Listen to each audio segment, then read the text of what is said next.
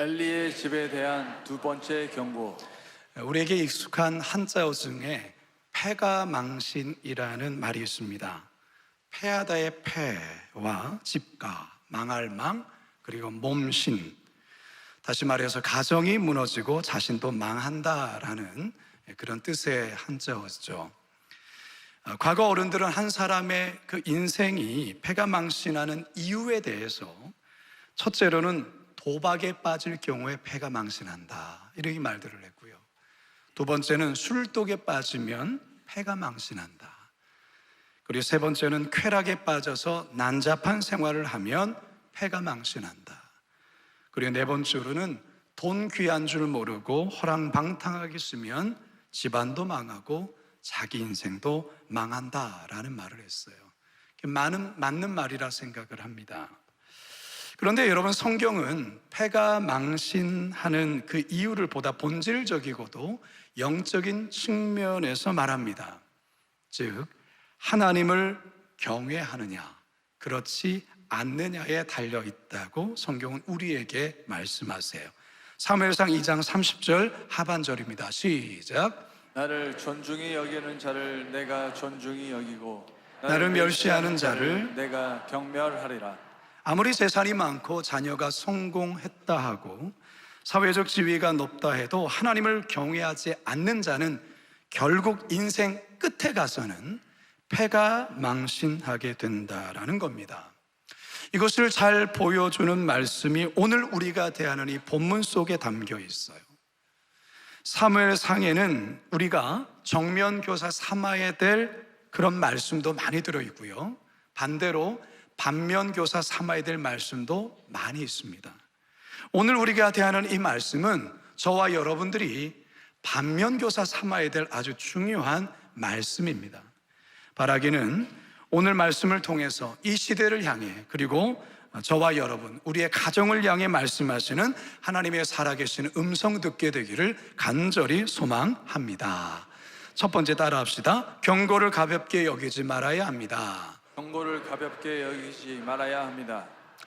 지금 미국, 멕시코, 캐나다에서 뭐가 열리고 있습니까? 월드컵이 열리고 있습니다. 월드컵.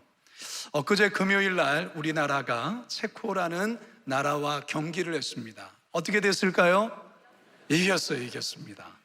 1대0으로 질 때만 해도 마음이 참 그랬는데 2대1로 역전을 했습니다. 축구는 11명의 선수가 한 팀을 이뤄서 전반 45분, 후반 45분, 총 90분을 뛰는 스포츠입니다.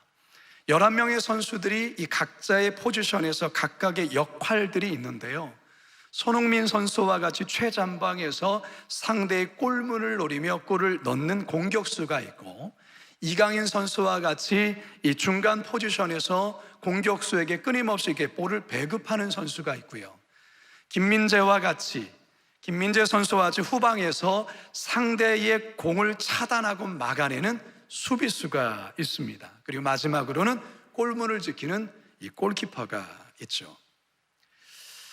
이 11명의 선수가 마치 톱니바퀴가 맞물려 돌아가듯 척척 호흡이 잘 맞을 때 그날 경기는 승리할 수 있습니다. 자, 그런데 축구는 참 변수가 많습니다. 특별히 상대방 선수와 몸을 많이 부딪히기 때문에 이 경기가 과열되게 되면 이 거친 몸싸움을 하게 됩니다.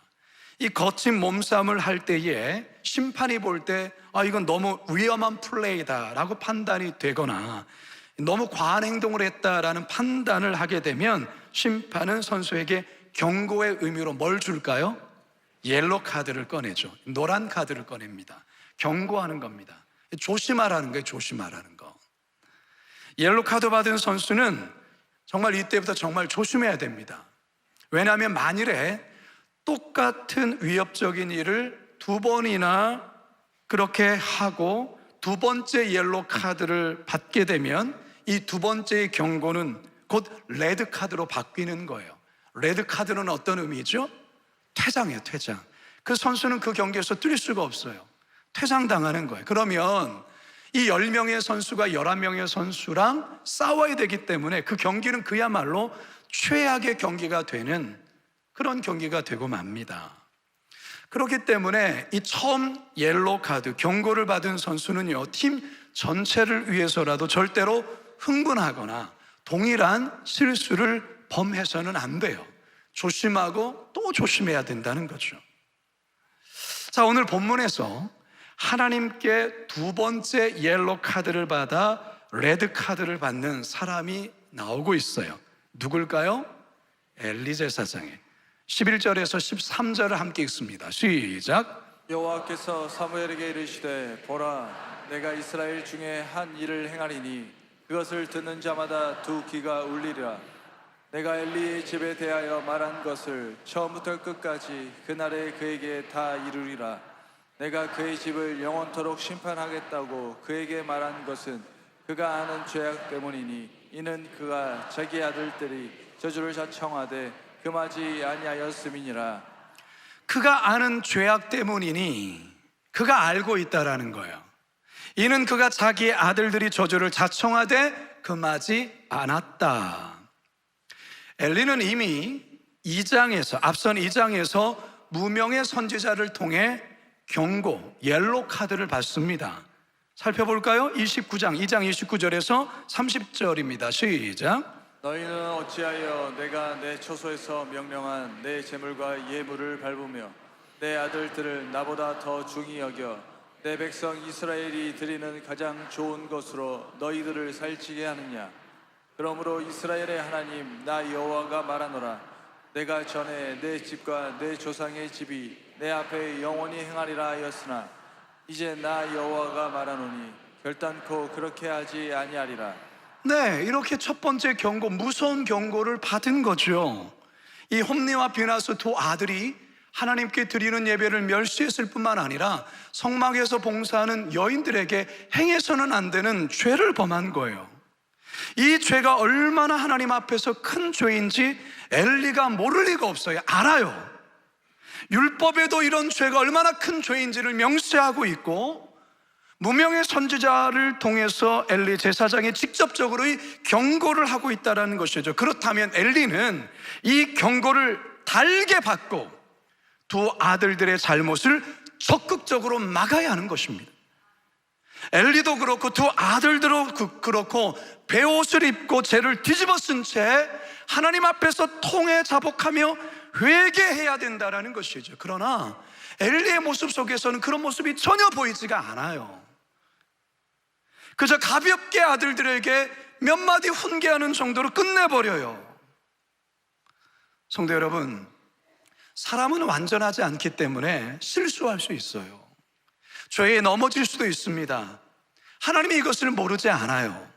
그래서 하나님 우리가 죄를 범했다 할지라도 즉시로 심판하거나 벌을 내리지 않습니다. 그 죄를 깨달을 때까지 기다려 주시죠.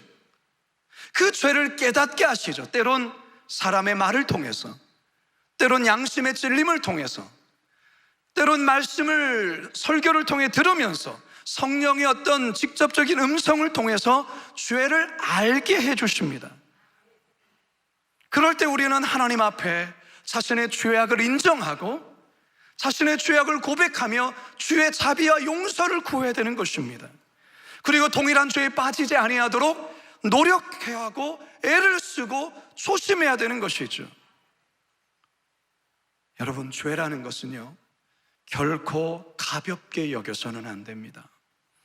죄는 결국 우리의 우리의 육체와 영혼을 망가뜨리기 때문에, 하나님과 관계를 단절시켜 놓기 때문에 여러분, 죄는 반드시 처리해야 돼요. 죄를 지을 때, 넘어졌을 때 주님 앞에 나아가서 엎드려 회개해야 되는 것이죠. 근데 죄를 회개하지 않고 그냥 방치해두면 어떤 현상이 벌어지느냐? 여러분들, 이 뜨거운 30도 넘어가는 이 여름날에 음식물 쓰레기를 싱크대에 그냥 놓아도 보세요. 그 참외 껍질, 수박 껍질을 그냥 싱크대 더운 여름에 놔두면 어떤 현상이 벌어지죠? 거기에 뭐가 꼬입니까? 파리가 꼬여요. 그리고 시간이 지나면 악취가 나요. 여러분 안에 죄를 방치하면 여러분들 영혼에서 악취가 나는 거예요. 더러운 영들이 여러분들을 괴롭히는 거예요. 죄를 계속해서 방치해 두면 더 나아가서는 죄에 대해서 둔해져요. 죄에 대해 아무런 감각이 느껴지지가 않아요. 마치 한센병 환자와 같이, 나병 환자와 같이 영적인 무감각 상태가 되고 마는 것입니다. 지금 엘리가 그렇다라는 거예요. 엘리가. 따라서 여러분, 처음 하나님으로부터 경고가 주어질 때, 경고를 받을 때 그 경고를 가볍게 여겨서는 안 돼요. 중하게, 막중하게 받아들이고, 그리고 회개하는 것이죠. 그리고 죄에서 돌이키는 것이죠. 다시는 동일한 죄를 짓지 않으려고 부단히 애를 쓰며 노력하며 성령의 도우심을 구하는 것이죠. 바라기는요, 오늘 이 선포되는 말씀을 통해서도 주의 음성을 들으시고 엘리 제사장과 같은 죄에 대한 무감각 환자로 살지 않도록 늘 성령 안에 깨어있기를 주님의 이름으로 축원합니다.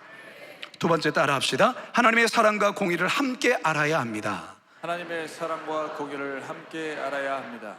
우리가 하나님이 어떤 분이신가를 이해할 때 아주 중요한 하나님의 두 가지 속성이 있습니다. 두 속성. 첫째는 하나님은 사랑의 하나님이시다라는 이 사랑의 속성, 동시에 하나님은 공의의 하나님이시다라는 이 공의적인 속성. 이게 아주 중요한 하나님의 두 속성입니다. 근데 이게 사랑과 공의라는 게 좀 이렇게 상반되는 것처럼 보여요. 사랑이 뭐죠? 무한한 용납과 용서가 있고 자비와 긍휼이 있는 것, 이게 사랑이 아니겠어요? 그럼 공의는 뭡니까? 공의란 것은 죄에 대해서, 불법을 저질렀을 때 여기에 대한 합당한 벌을 반드시 받게 하는 것, 심판받게 하는, 이게 공의예요. 이 두 속성이 하나님의 성품 속에 들어있다는 것이죠. 놀라운 사실은 이 하나님의 사랑과 공의를 아주 잘 담고 있는 것이 다름 아닌 십자가입니다. 십자가. 여러분도 잘 알다시피 십자가의 1차적인 의미는 뭐죠? 이거는 아주 무서운 사형 틀이에요. 고대의 사형 제도가 십자가형이었죠. 하나님은 인류의 최초의 사람 아담이 죄를 범함으로 아담을 비롯해 모든 인류가 죄에 오염되었기에 그 죄에 따른 형벌을 반드시 내려야만 합니다. 왜? 공의적인, 공의로운 하나님이시기 때문에 그래요. 그러나 하나님은 또한 사랑의 하나님이시잖아요. 죄인된 인간을 사랑하시기 때문에 공의대로만 진행되어진다면 모든 인류가 멸망하기에 그 인류를 사랑하셔서 영원한 형벌에서 구원하시기 위해서 어떻게 하셨어요? 십자가에서 우리를 대신하셔서 당신의 독생자 아들이신 예수님을 매달아 죽게 하심으로 바로 하나님의 속성인 사랑과 하나님의 속성인 공의를 완벽하게 이루셨다라는 것이죠. 그게 바로 십자가인 거죠. 따라서 우리가 이 하나님의 사랑의 속성, 하나님의 공의의 속성을 균형 있게 잘 이해하고 그 말씀을 실천하며 살아가야 되는 거예요. 근데 많은 경우에 우리 성도들 안에 어떤 문제가 있냐면 사랑과 공의의 속성을 이해함에 있어서 한쪽으로 이렇게 기울어질 때가 많다는 거죠. 하나님의 사랑의 속성에만 너무 치우쳤다든지 반대로 하나님의 공의적인 속성에만 너무 치우쳐져서 하나님을 이해하는 경우들이 많아요. 어떤 성도는 하나님의 공의적인 것만이 너무나도 강하게 느껴지기 때문에 하나님 이렇게 생각할 때 항상 자신에게 화가 나 있는 하나님을 기억하는 거예요. 하나님이 화가 나 있는 거예요. 자신이 조금이라도 뭔가 잘못하면 불같은 화를 당장이라도 내리실 것 같은 그런 두려움이 그 마음속에 내재되어 있다는 거죠. 또 어떤 성도는 하나님의 사랑의 측면에만 너무 깊이 몰두한 나머지 자신이 무슨 짓을 해도 어떤 죄를 저질러도 늘 자기 편이고 자신에게 무한한 용서와 사랑만을 베풀어 주신다라고 이해를 하는 거죠. 여러분, 기울어진 거예요. 한쪽에만 치우쳐진 거예요. 잘못된 거라는 거죠. 여러분은 어떤 하나님을 이해하고 계십니까? 여러분에게 하나님은 어떤 분이십니까? 하나님은 죄인에 대해서는 무한한 용서와 사랑을 베푸시는 분이세요. 하지만 죄만큼은 결코 용납하시거나 죄에 대한 대가는 반드시 지불케 하시는 분이세요. 이것을 우리 성도들이 반드시 알아야 되는 겁니다. 엘리 제사장은 하나님을 몰라도 너무 모른다는 생각이 들어요. 과연 이 어른이 제사장이 맞나 싶기도 해요. 만일 엘리 제사장이 공의의 하나님에 대한 분명한 이해를 가지고 있다면 그의 아들들을 그대로 그렇게 방치해 둘 수가 없어요. 소위 말해서 다리를 분질러서라도 하나님 앞에 회개케 하는 것이 엘리의 역할이어야 되는 거죠. 그의 아들들이 상상치도 못할 죄를 범했을 때 엘리는 너무 우유부단해요. 공의의 하나님의 심판을 두려워하지 않아요. 근데 하나님은 어떤 계획을 세우십니까? 두 아들들에게 이런 공의의 심판을 준비하셨던 거죠. 25절 하반절 시작. 그들이 자기 아버지의 말을 듣지 아니하였으니 이는 여호와께서 그들을 죽이기로 뜻하셨음이더라. 하나님이 두 아들들을 죽이기로 마음먹은 것은 공의의 속성을 가진 하나님의 합당한 처분이에요.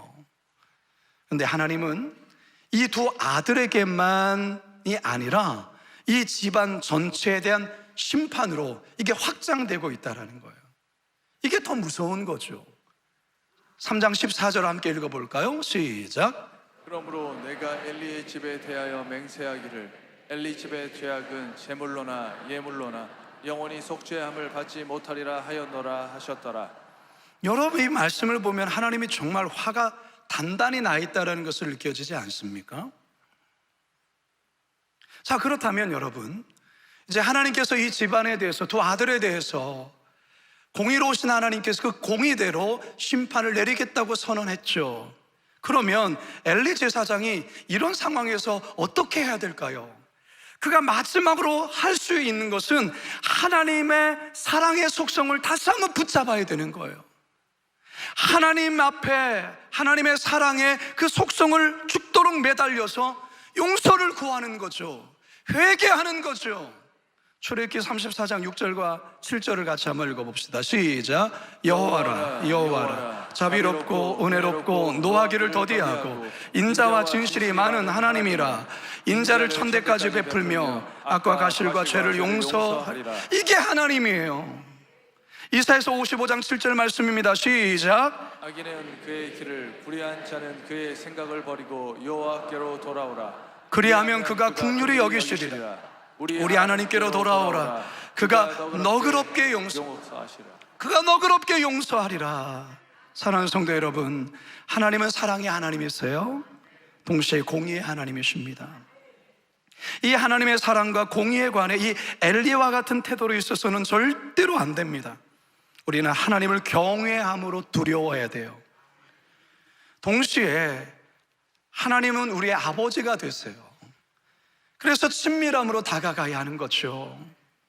바라기는 하나님의 이 사랑과 이 하나님의 공의에 대한 바른 이해와 균형으로 하나님을 올바르게 잘 섬기시는 저와 여러분 되길 주님의 이름으로 축원합니다. 마지막 세 번째 따라 합시다. 회개의 때를 놓치지 말아야 합니다. 회개의 때를 놓치지 말아야 합니다. 어느 날 부모님을 모시고 건강검진을 갔다 옵니다. 병원에서 검진 결과가 나왔다고 병원으로 오라고 자녀에게 전화가 왔어요. 자녀가 병원에 도착해서 이제 결과를 들으려고, 부모님의 상태의 결과를 들으려고 하는데 의사 선생님의 얼굴이 좀 심상치가 않아요. 그러면서 하는 말이, 당신의 부모님 몸 안에 암이 발견되었습니다. 암 상태가 말기이고 지금 온몸으로 전이가 됐습니다. 의학적으로는 3개월밖에 살 수가 없습니다. 만약에 이 얘기를 들은 자녀가 어떨까요? 큰 충격에 빠지죠. 그러면서 이 결과를 부모님께 과연 어떻게 얘기해야 될까 너무나도 고민이 될 거예요. 이 사실을 부모님께 알려야 할까 말아야 될까? 만약 알려드린다면 정확히 알려드려야 될까? 덜 충격을 받도록 거짓말을 하는 게 나을까? 이게 참 쉽지 않죠. 자녀가 부모님께 어찌 보면 사형 선고를 내리는 것 같은 그런 말을 어떻게 합니까? 지금 사무엘이 바로 이 입장이에요. 사무엘이 엘리 제사장 집에 대한 하나님의 심판은 어린 사무엘, 이제 12살밖에 되지 않은 사무엘에게는 감당하기 힘든 내용이에요. 그래도 사무엘에게 엘리는 영적인 스승이자 영적인 아버지예요.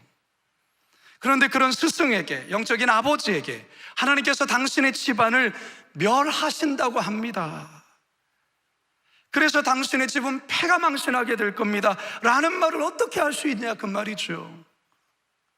그래서 사무엘은 이 말하기를 두려워해요. 오늘 보면 15절을 함께 읽습니다. 15절 시작. 사무엘이 아침까지 누웠다가 여호와의 집에 문을 열었으나 그 이상을 엘리에게 알게 하기를 두려워하더니. 두려워한 거예요. 어떻게 이 말을 하겠어요? 근데 엘리 제사장이 이 사무엘의 얼굴을 보니까 뭔가 느껴지는 게 있잖아요.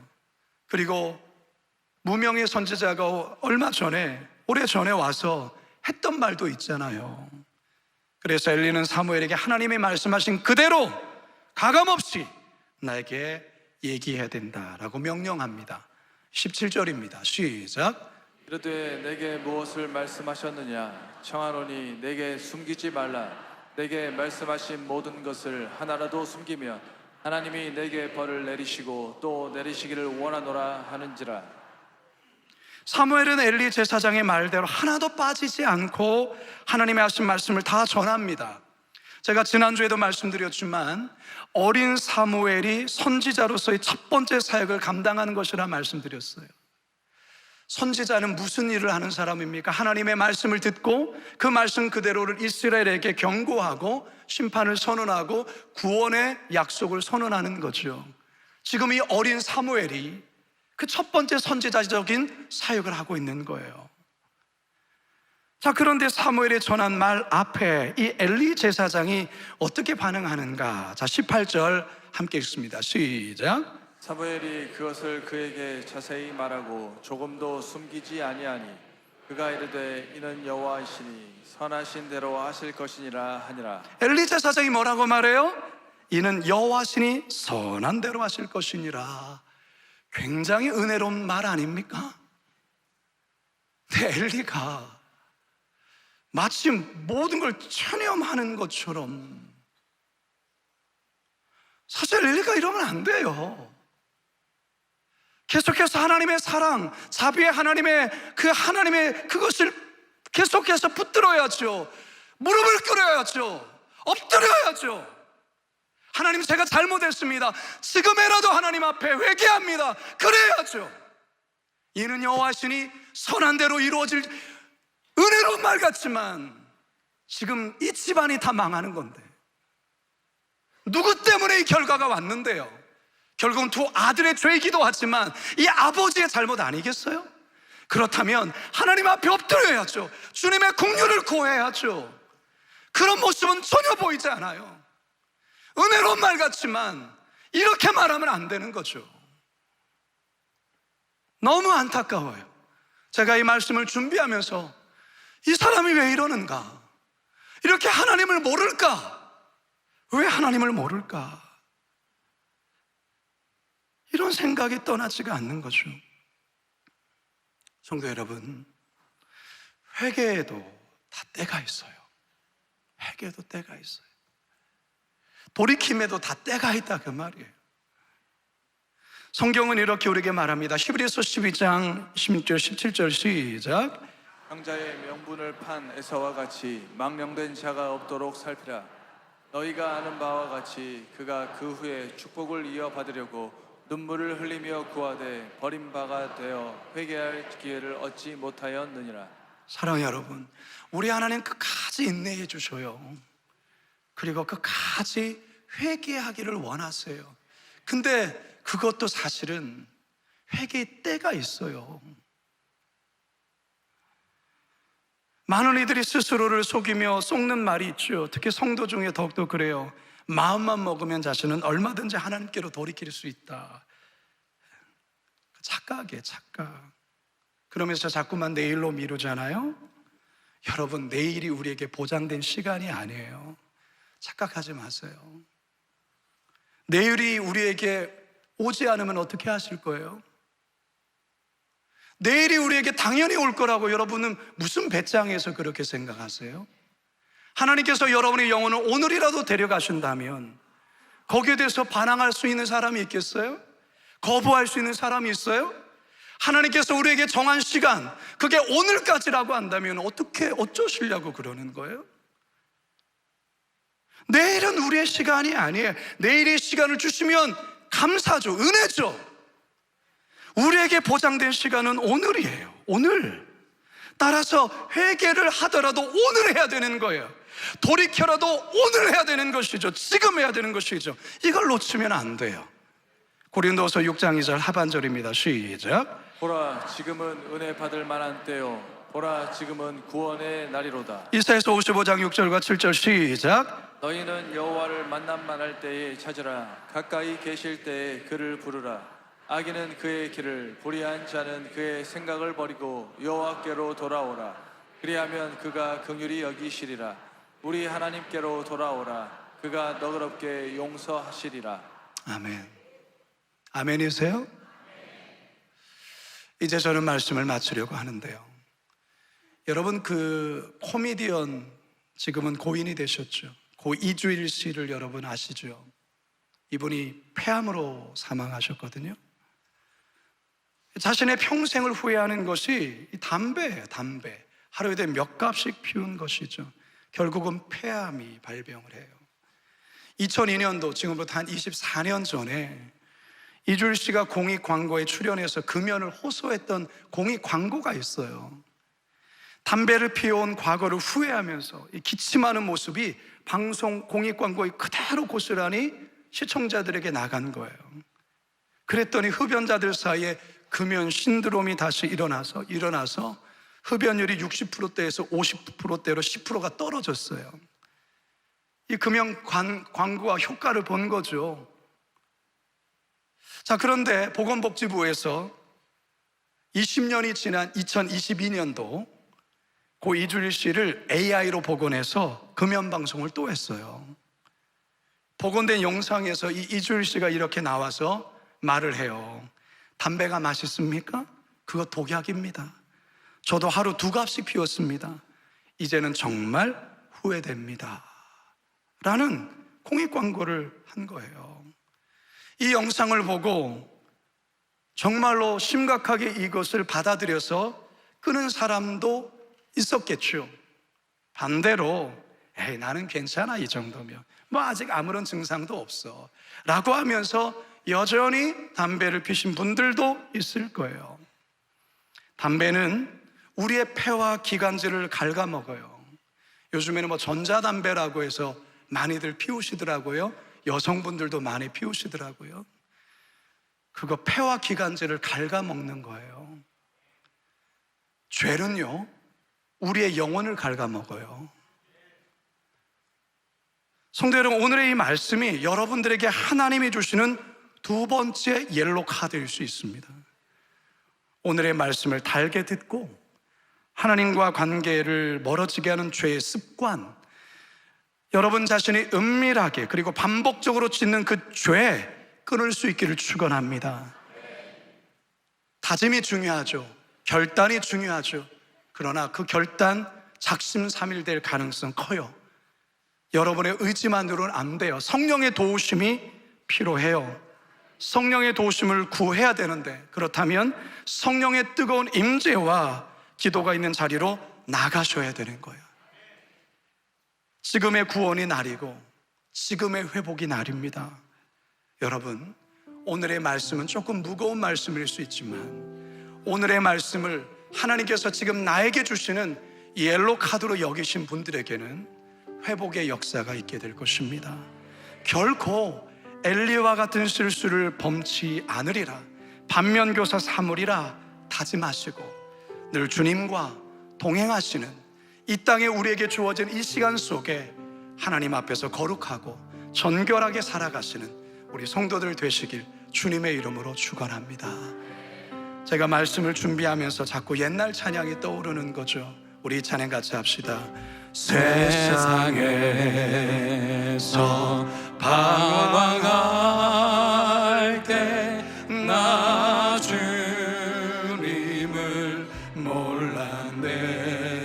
내 맘대로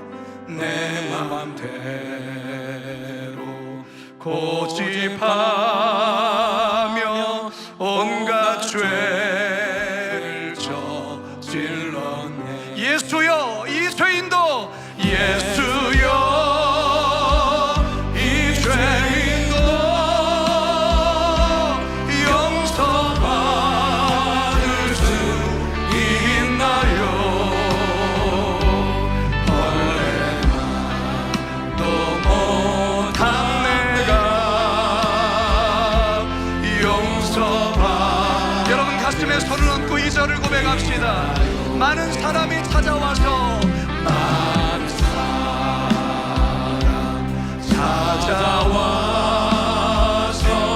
나의 친구가 되어도 병든 몸과 상한 마음 위로받지 못. 여러분 두 손 높이 드십시다. 예수여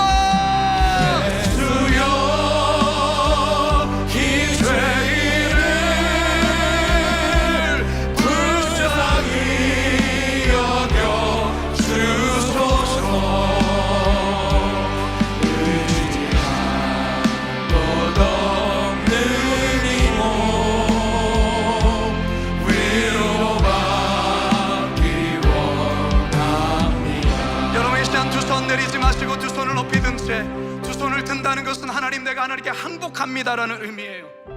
여러분 이 시간 두 손을 든 채 우리 하나님 앞에 기도할 것인데 회개 기도로 나아가겠습니다. 하나님 제가 엘리였습니다. 제가 홈리와 비느하였습니다. 하나님 용서하여 주십시오. 주님께서 여러 번 말씀을 통하여서 나에게 경고하셨지만 주님 제가 돌이키지 않았습니다.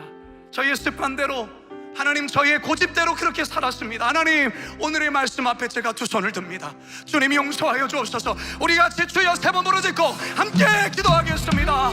주여 주여 주여. 아버지 우리가 두 손을 들고 주 앞에 나옵니다. 하나님 우리가 주 앞에 나옵니다. 하나님 내가 엘리였습니다. 하나님 내가 홈리와 비느하였습니다. 하나님 죄를 알면서도 가볍게 여겼습니다. 하나님 죄 짓는 것을 쉽게 생각했습니다.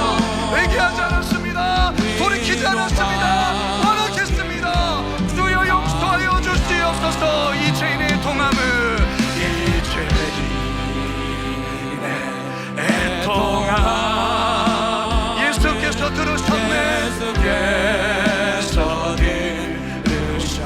못자국 난 사랑에서